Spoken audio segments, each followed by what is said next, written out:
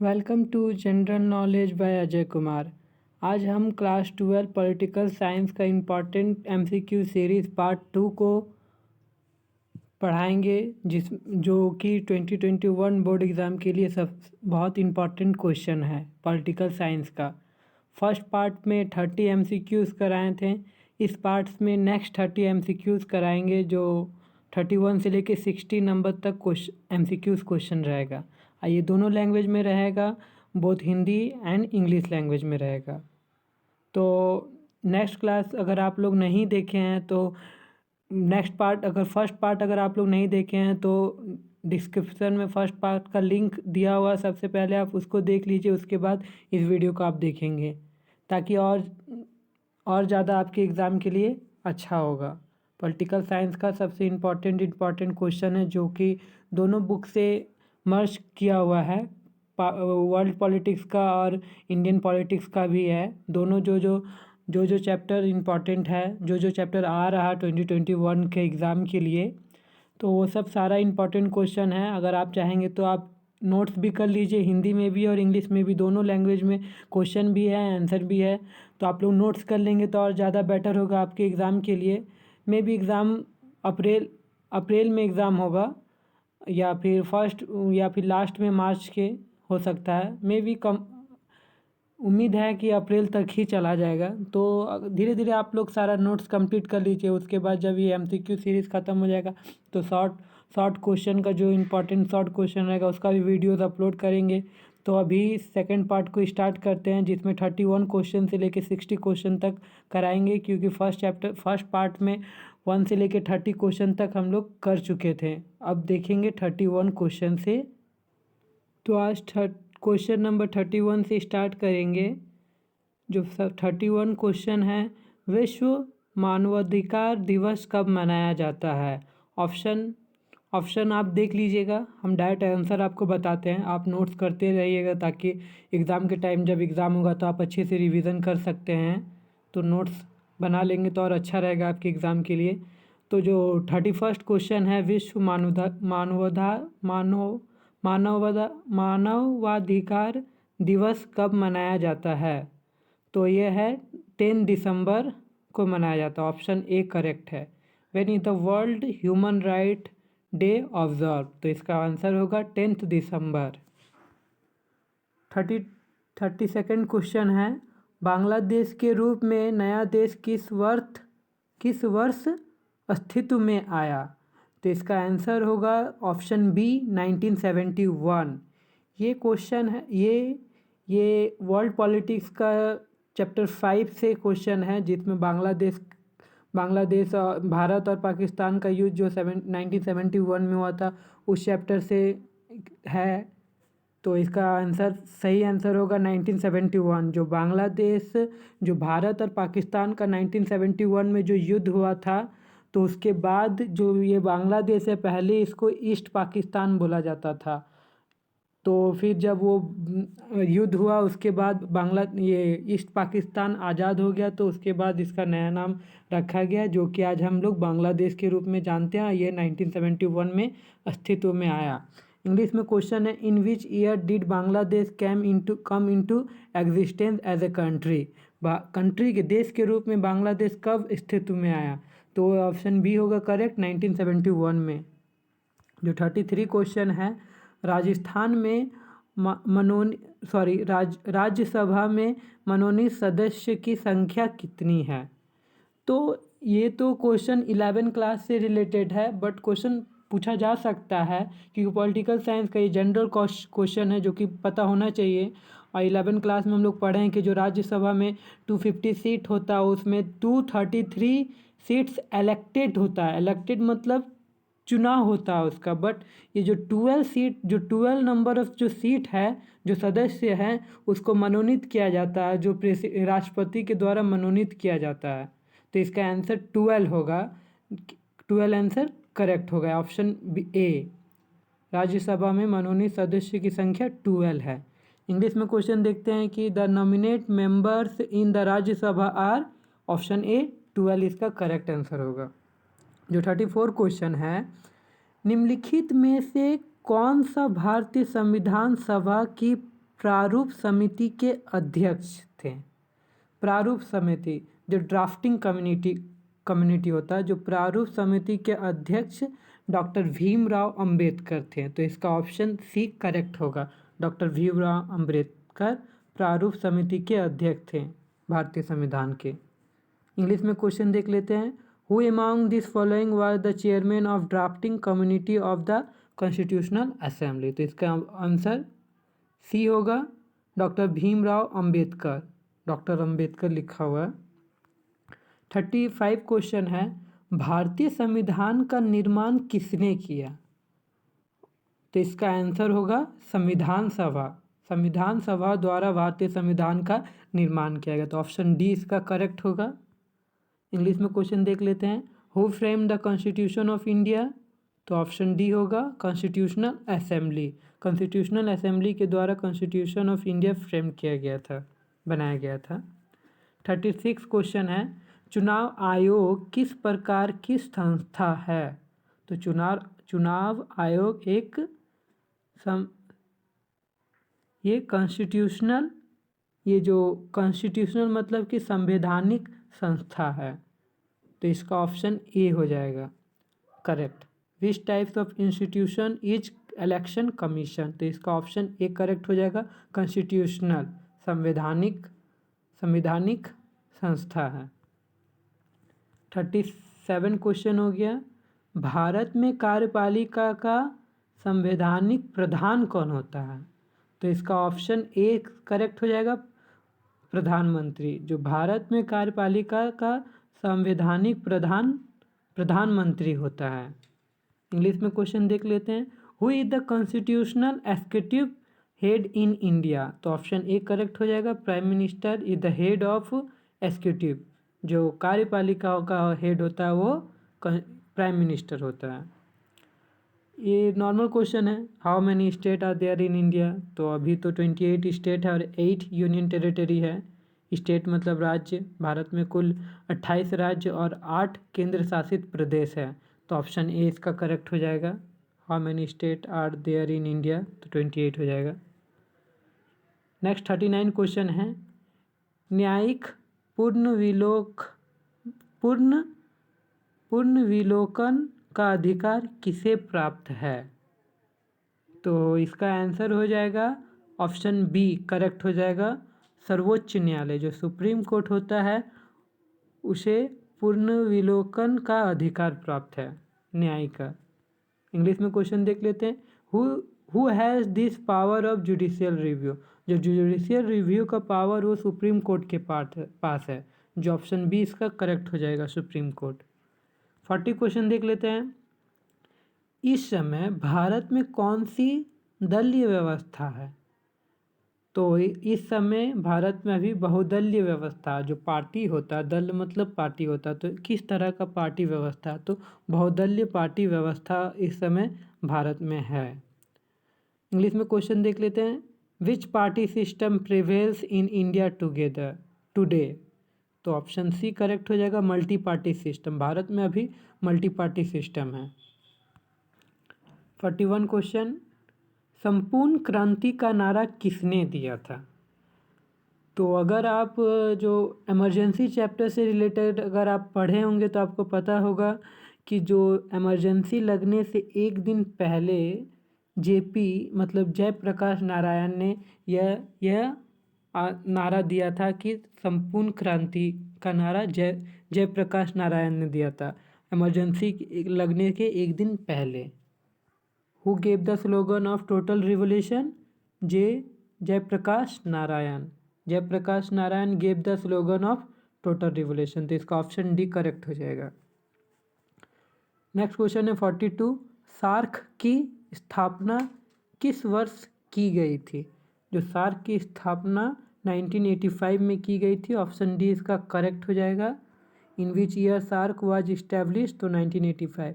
इसमें से सार्क का फुल फॉर्म भी पूछा जाता, south Asian Association for regional corporation, इसका फॉर्मूला हो गया। सौराष्ट्र किस राज्य का अंग है। ये मैप से क्वेश्चन है, ऐसे तो पता होना चाहिए। ऐसे नाम से तो आपको लग रहा होगा कि महाराष्ट्र का होगा, बट ऐसा नहीं है, ये सौराष्ट्र गुजरात का हिस्सा है, तो ऑप्शन डी इसका करेक्ट हो जाएगा। Saurashtra is a part of which state, तो ये गुजरात हो जाएगा। सौराष्ट्र गुजरात का एक हिस्सा पार्ट है। बिहार विधानसभा के सदस्य का कार्यकाल क्या होता है? तो ऐसे तो हर जितने भी विधानसभा हो गया या ये लेजिस्लेचर काउंसिल हो गया, सबका ही 5 साल ही होता है। सिर्फ एक राज्यसभा का जो टर्म मेंबर होता है वो सिर्फ 6 साल के लिए होता है, बाकी सबका 5 साल के लिए ही भारत में है। तो इसका ऑप्शन बी करेक्ट हो जाएगा। Which is the term of member of Bihar legislative council, तो हो जाएगा 5 ईयर्स। किस देश का संविधान विश्व का सबसे बड़ा संविधान है? तो ये ऑप्शन सी करेक्ट हो जाएगा। भारत का संविधान विश्व का सबसे बड़ा संविधान है। इंग्लिश में question, which country has largest constitution of the world? तो इसका ऑप्शन सी करेक्ट हो जाएगा, India. India has largest constitution of the world. Next question बहुत इंपॉर्टेंट है। कौन संविधान संशोधन शहरी स्थानीय शासन से जुड़ा हुआ है? शहरी मतलब अर्बन लोकल सेल्फ गवर्नमेंट, तो ये जो शहरी स्थानीय शासन से कौन सा संविधान संशोधन जुड़ा हुआ? तो इसका ऑप्शन बी करेक्ट हो जाएगा। 74वां संविधान संशोधन शहरी स्थानीय शासन से जुड़ा हुआ है, जिसको म्यूनिसिपैलिटीज़ भी बोला जाता है, जो म्यूनिसिपैलिटीज़ होता है। तो इंग्लिश में क्वेश्चन देख लेते हैं। Which constitutional amendment is related to urban local self government? तो इसका ऑप्शन बी करेक्ट हो जाएगा। 74th constitutional amendment is related to urban local self government, option B correct हो जाएगा। ये जो 47 क्वेश्चन है ये यूएनओ चैप्टर से रिलेटेड है, यूनाइटेड नेशन ऑर्गेनाइजेशन। तो ये क्वेश्चन है कि संयुक्त राष्ट्र संघ के प्रथम एशियाई महासचिव कौन थे? तो इसका ऑप्शन सी करेक्ट हो जाएगा, कोफी अन्नान। इंग्लिश में क्वेश्चन देख लेते हैं। Who are the first Asian secretary general of UNO, मतलब यूनाइटेड नेशन ऑर्गेनाइजेशन। जो एशिया का सबसे पहला सेक्रेटरी जनरल जो यूएनओ का था वो कौन है? तो इसका ऑप्शन सी करेक्ट हो जाएगा, Kofi Annan was the first Asian Secretary General of united nation organisation. 48 question देख लेते हैं। ग्राम कचहरी का प्रधान कौन होता है? तो ये तो आप जानते होंगे क्योंकि ये 6th क्लास का ये क्वेश्चन है, बट 12 में भी इम्पोर्टेंट है। तो ये क्या होगा, मुखिया हो जाएगा इसका करेक्ट। वही द हेड ऑफ ग्राम कचहरी, वही ग्राम पंचायत या ग्राम सभा, तो ये इसका आंसर हो जाएगा मुखिया, ऑप्शन बी करेक्ट हो जाएगा। नेक्स्ट क्वेश्चन जो 49 है ये भी बहुत इम्पॉर्टेंट क्वेश्चन है। ये है कि भारत द्वारा दूसरा सफल परमाणु परीक्षण कब किया गया? तो इसका ऑप्शन डी करेक्ट हो जाएगा, 1998 में। भारत द्वारा दूसरा सफल परमाणु परीक्षण किया गया था 1998 में, और जो पहला परमाणु परीक्षण किया गया था 1974 में किया गया था, दूसरा 74 में। When Indian successful conduct second nuclear test, जो भारत का सब सेकेंड, ये तो हिंदी में बता ही दिए, तो इसका ऑप्शन डी करेक्ट हो जाएगा, 1998। India successfully conducted second nuclear test in 1998 में। भारत की पहली महिला राष्ट्रपति कौन थी? ये तो आपको पता ही होगा, बट फिर भी देख लेते हैं। तो इसका आंसर हो जाएगा Pratibha Patil. Who are the first women prime minister of India? तो प्रतिभा पाटिल हुआ the first women prime minister of India, option C correct हो जाएगा। 51 क्वेश्चन देख लेते हैं। किस भारतीय राज्य का अपना संविधान था? किस राज्य, अभी तो है नहीं, था। तो ये जम्मू कश्मीर का अपना संविधान था, बट अभी नहीं है। 373 370 आर्टिकल्स के तहत, बट वो तो अभी हटा दिया गया है। Who is the head of Gram Kachahari, ये तो क्वेश्चन रिपीट हो गया, तो इसका आंसर हो जाएगा मुखिया। ये भी क्वेश्चन रिपीट हो चुका है। भारत द्वारा दूसरा सफल परमाणु परीक्षण कब किया गया था? तो 1998 में भारत द्वारा दूसरा सफल परमाणु परीक्षण किया गया था, और जो पहला किया गया था 1974 में। ये किया गया था पोखरण में। पोखरण एक जगह है, पहला वहाँ किया गया था पोखरण 1, जिसको नाम दिया गया, और ये जो सेकंड किया गया 1998 में।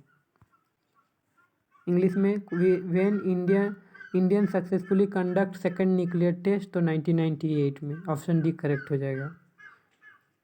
भारत की पहली महिला राष्ट्रपति, ये भी देख चुके हैं, प्रतिभा पाटिल हो गए। Who is the first women prime minister of India? Pratibha Patil. 51 देख लेते हैं, किस भारतीय राज्य का अपना संविधान था? ये सब कुछ क्वेश्चन रिपीट हो गया, बट फिर भी देख लीजिए, रिवीजन हो जा रहा, तो जम्मू कश्मीर हो जाएगा। जम्मू कश्मीर का अपना संविधान था, है नहीं। 370 आर्टिकल जब हटा था वो हट गया था। Which of the Indian state had it's on constitution? Option D correct हो जाएगा, जम्मू एंड कश्मीर। अब ये बहुत इंपॉर्टेंट क्वेश्चन है, जो new alternative centre of powers chapter से है, वर्ल्ड पॉलिटिक्स का है। हम सार्क में कितने सदस्य हैं? तो सार्क में 8 सदस्य है। ऑप्शन डी इसका करेक्ट हो जाएगा, South Asian Association for Regional Cooperation, ये इसका फुल फॉर्म है। नेक्स्ट इंपॉर्टेंट क्वेश्चन है, भारत संयुक्त राष्ट्र संघ का सदस्य कब बना? ये यूएनओ चैप्टर का है। तो भारत संयुक्त राष्ट्र संघ का सदस्य 1945 में बना। भारत संयुक्त राष्ट्र संघ का सदस्य 1945 में बना, तो ऑप्शन ए इसका करेक्ट हो जाएगा। इंग्लिश में देख लेते हैं question, when did India become a member of United nation Organization UNO? तो इन 1945 में। तो ऐसे तो यूएनओ 24 अक्टूबर को 1945 को ये बना था, तो एक दिन बाद ही उसके बाद ही उसी ईयर भारत भी ज्वाइन कर लिया यूएनओ को 1945 में। ये इंपॉर्टेंट क्वेश्चन है, इंडियन पॉलिटिक्स का है, बुक से है। कांग्रेस पार्टी सिस्टम में जनता पार्टी के शासनकाल में भारत के प्रधानमंत्री कौन थे? तो जो जनता पार्टी जो सरकार में आई थी, तो उस टाइम प्रधानमंत्री कौन बना था? तो इसका ऑप्शन सी करेक्ट हो जाएगा, मोरारजी देसाई। तो ऑप्शन सी इसका करेक्ट हो जाएगा, मोरारजी देसाई जनता पार्टी के शासनकाल में भारत के प्रधानमंत्री बने थे। इंग्लिश में क्वेश्चन देख लीजिए, who is the prime minister of India during Janata party rule? तो इसका ऑप्शन सी करेक्ट हो जाएगा, मोरारजी देसाई। किस प्रधानमंत्री ने मंडल आयोग की सिफारिश को लागू किया? तो ये जो प्रधानमंत्री मोरारजी देसाई है जनता पार्टी के, ये मंडल आयोग की सिफारिश को लागू किए थे। तो ये मंडल आयोग क्या है, तो आप चैप्टर में अगर आप अच्छा से पढ़े होंगे तो आपको पता होगा, बट फिर भी उसके लिए थोड़ा सा आपको बता देते हैं। जो मंडल आयोग है, जिसमें ओबीसी का रिजर्वेशन के लिए ये सिफारिश किया गया था। Which prime minister implement the recommendation of Mandal commission? तो ऑप्शन डी इसका करेक्ट हो जाएगा, मोरारजी देसाई। भारतीय राष्ट्रीय कांग्रेस के संस्थापक कौन थे? तो इसका A.O. ह्यूम, जो ऑप्शन सी इसका करेक्ट हो जाएगा। भारतीय राष्ट्रीय कांग्रेस के संस्थापक A.O. ह्यूम थे। Who is the founder of Indian National Congress? A.O. Hume. Option C इसका करेक्ट हो जाएगा। 57 क्वेश्चन देख लेते हैं, किस संविधान संशोधन द्वारा महिलाओं को पंचायत में आरक्षण प्रदान किया गया? तो इसका ऑप्शन डी करेक्ट हो जाएगा, 73 में। 73 संविधान संशोधन में महिलाओं को पंचायत में आरक्षण दिया गया था, तो ऑप्शन डी इसका करेक्ट हो जाएगा। इंग्लिश में क्वेश्चन देख लेते हैं, which constitutional amendment granted reservation to women in panchayati raj. जो पंचायती राज, तो ये भी वो तो हिंदी बता चुके इंग्लिश में, तो इसका ऑप्शन डी करेक्ट हो जाएगा। 73 अमेंडमेंट, अमेंडमेंट मतलब जो संशोधन किया जाता है संविधान में, तो उसको अमेंडमेंट बोला जाता है। तो जो 73 अमेंडमेंट जब हुआ था, उसी में पंचायत राज में वुमेन को रिजर्वेशन दिया गया था। यूरो निम्नलिखित में से किसकी मुद्रा है? तो ये ऑप्शन सी इसका करेक्ट हो जाएगा, यूरोपीय संघ की मुद्रा है। Euro is a currency of which of the following, तो ऑप्शन सी इसका करेक्ट हो जाएगा, करेंसी ऑफ यूरोपियन यूनियन। तो इसमें यूरोपियन यूनियन का चैप्टर अगर आप पढ़ेंगे तो उसमें आपको यूरोपियन यूनियन के बारे में पढ़ना, सार्क के बारे में पढ़ना है। तो ये सब के भी अगर बाद में इससे भी इम्पॉर्टेंट क्वेश्चन जो आता है एग्ज़ाम में, तो MCQ सीरीज़ है, जब इसका इम्पॉर्टेंट क्वेश्चन आंसर का सीरीज़ लाएंगे तब आप उसमें देख लीजिएगा। नेक्स्ट सेकंड लास्ट क्वेश्चन है, निम्नलिखित में से कौन सा एक देश नहीं है? तो ऑप्शन है म्यांमार है, भारत है, हांगकांग है, चीन है। तो इसमें म्यांमार भी एक देश है, भारत भी एक देश है, चीन भी एक देश है, बट हांगकांग एक देश नहीं है। ये पहले था बट ये चीन में शामिल हो गया, या फिर किसी तरह चीन उसको कब्जा कर लिया। जैसे कि तिब्बत भी एक देश था जिसका कैपिटल ल्हासा था, बट अभी वो देश नहीं कहलाता, वो चाइना के अंडर में है। Which one of the following is not a country, तो इसका हो जाएगा option C correct, Hong Kong. Hong Kong is not a country. Next और लास्ट क्वेश्चन है, उल्फा एक आतंकवादी संगठन है, श्रीलंका का है या पाकिस्तान का या भारत का या रूस का? तो यह भारत का है। भारत में जो आसाम राज्य है उसमें यह आतंकवादी संगठन अभी भी है, उल्फा करके, जिसको इंग्लिश में ULFA बोला जाता है। ULFA is a terrorist organization of which country? तो ये ऑप्शन सी इसका करेक्ट हो जाएगा, इंडिया। तो आज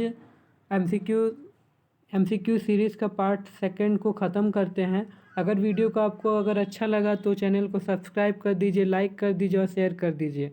और अगर आने वाली नोटिफिकेशन को अगर आप पाना चाहते हैं जब भी वीडियो हम अपलोड करें, तो उसके लिए आप लोग बेल आइकन को दबा दीजिए। तो वीडियो को देखने के लिए धन्यवाद।